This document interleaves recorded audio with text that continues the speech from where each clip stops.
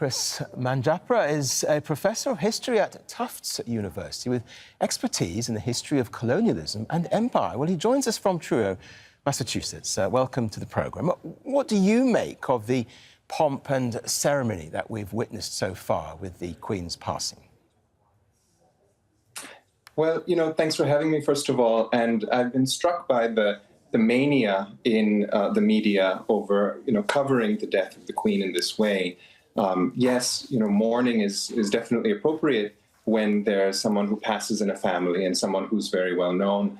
But in discussing and talking about the glorification of the Queen as we're seeing in her passing, what aren't we talking about? That's kind of the question that I'm left with. Specifically, the violence that has been committed in the name of this Queen really over the course of her whole reign. That's what really worries me, that story is not being told and it's not in the media. So why is the legacy of imperialism still so important today then, do you think? Well, there are many people in our world, in fact, the majority of our world, who understand at a family level and at national levels why imperial violence matters. When we look at how decolonization ended, yes, it ended in the time in which Queen Elizabeth came to the throne it began in the 1950s when she came to the throne.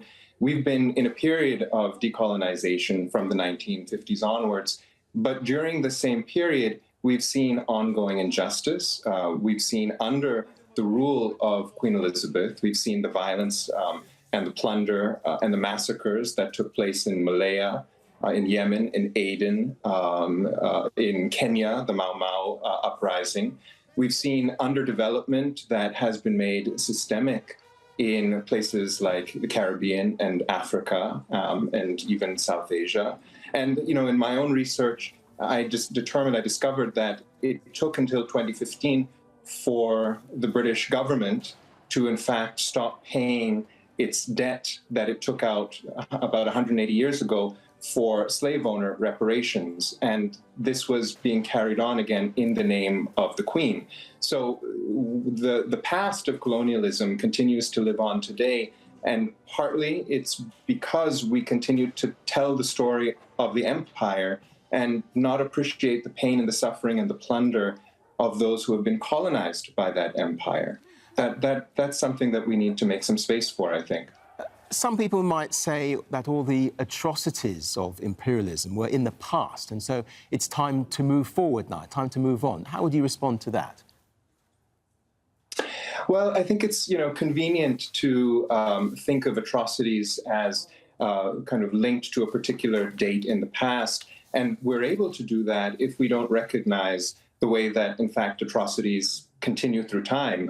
And when you look at colonialism, the story is really not about an end followed by a beginning of, a commonwealth or a beginning of the post-colonial era. It really is about injustices that have been papered over, have not been recognized, amends has not been paid, reparation has not been made.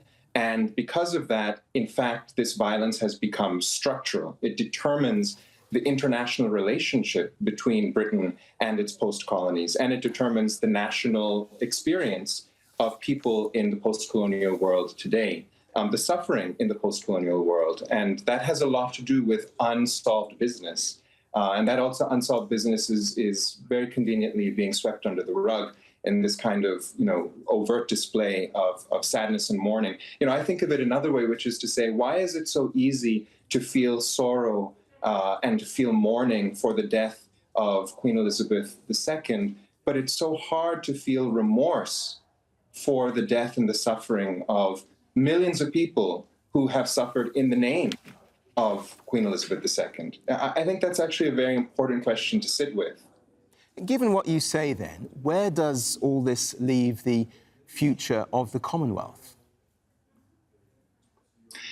Well, back in November 2021, I think we got a clue to that story when Barbados took the step to leave the Commonwealth and to declare its status as a republic. There are 8 remaining Commonwealth nations in the Caribbean. I would imagine that we could expect to see others leaving in the coming years, and I would certainly welcome that as a path towards truth and acknowledgement of the past. But, as we're having this thraldom internationally, really, we're experiencing it in Britain, but I'm here in the United States. We see it all over our media today as a thraldom of concern and sorrow and sadness around the death of Queen Elizabeth II. I'm in many ways wondering, when do we get to talk about the death of the monarchy? And I think that, in fact, would be something to look forward to in this 21st century. Kris Manjapra, Professor of History at Tufts University. Thank you very much indeed for joining us here on Al Jazeera. Thank you very much.